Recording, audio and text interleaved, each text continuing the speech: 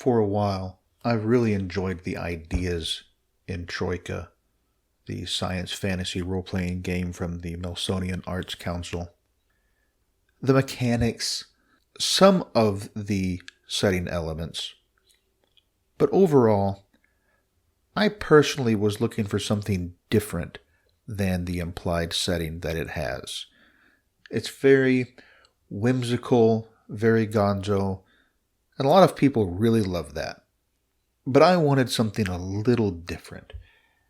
And the Acid Death Fantasy sourcebook, also from Melsonian Arts Council for Troika, provides just that.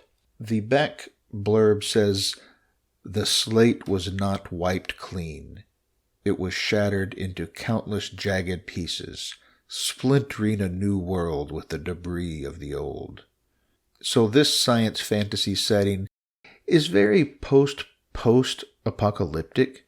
When I say that, I mean it takes place so long after the fall of civilization, the Great War, whatever it was that led the world to end, as it were, that there's a new world that's been built atop of it. And while there are still ruins and reminders and leftover technology, humanity, or whatever you call the people that inhabit this world, have moved on. There are cities, there are civilizations, there's technology, there's trade, there's prosperity in places, and desperation in others. The setting itself is very reminiscent of Dune by Frank Herbert.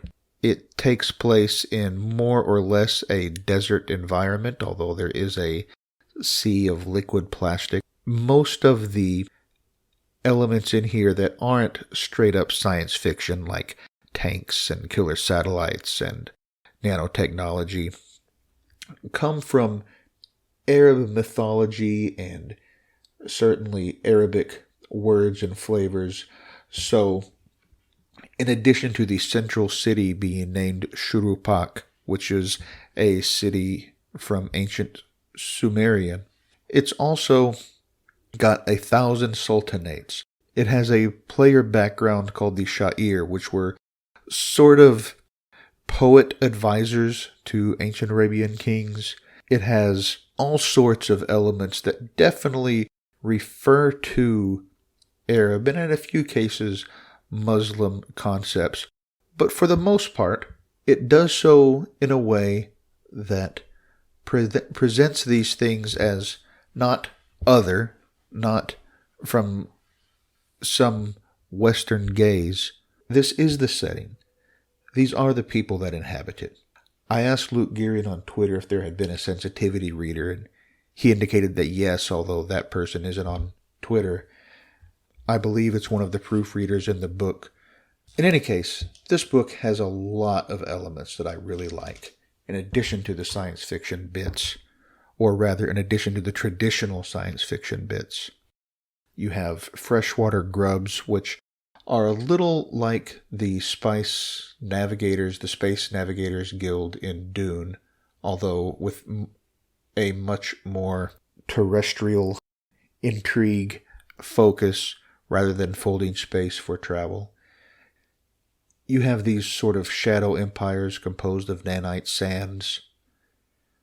You have scavengers, and you have some really interesting elements in some of the player backgrounds where a possession, in addition to objects that they might carry, might also be something like a secret mission, or hitmen on your tail, or a famous previous bout for a retired gladiator. All of this goes to setting really interesting hooks that you can put together in conjunction with your players. So, for example, I rolled up 4 sample player characters, and I got a reptile tamer, and I got a wastelands wanderer, and then I also got a rebel azure ape and a shaved bear. So you put these together, and you can see 3 of them have some sort of animal or beast connection, and the other one wanders the wastes doing whatever, and you can immediately start asking questions. You can look up ideas in the back. Maybe they are prisoners out in the wastes trying to survive another night. Maybe they are street trash together. Maybe something else. You can start asking them questions, using the answers, but because there's enough cohesion here, even when things are totally opposed, even if you have two PCs whose backgrounds are sort of inimical to each other, that right there has some creative tension. Why would these two enemies be together? I really enjoyed the art in the book. It's all done by David Hoskins. Not only do the colors really pop, there's a lot of oranges and yellows and greens, but there's sort of a unified, almost cartoonish style that really brings it together, and it's just a beautiful book. As I noted, I did have some questions. I'm glad there was a sensitivity reader.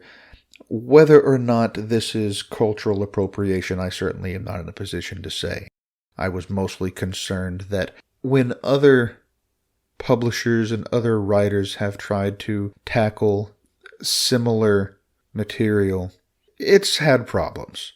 Al-Qadim from Wizards of the Coast is probably one of the worst examples of how they turn everything into the exotic and turn some of the most problematic, some of the most unappreciated stereotypes, and in fact indulge in stereotypes throughout it. This book doesn't seem to do that as far as I can tell. Again, I'm not an expert on this particular sort of mythology or setting, but certainly care went into it, and for that alone, I appreciate a great deal.